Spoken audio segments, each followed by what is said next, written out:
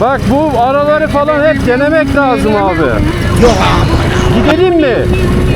Gidelim mi? Nereye gidiyor acaba? Döneriz ya. Gidemeyecek.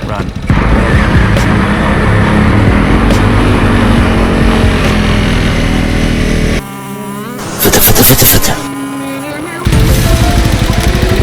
Yağ seviyesine ben bir bakayım. 2 dakika sonra bak.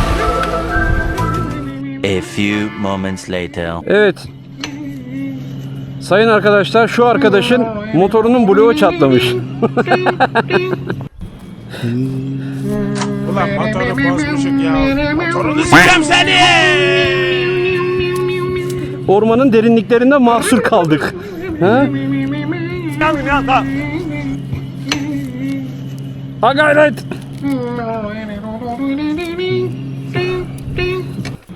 One eternity later.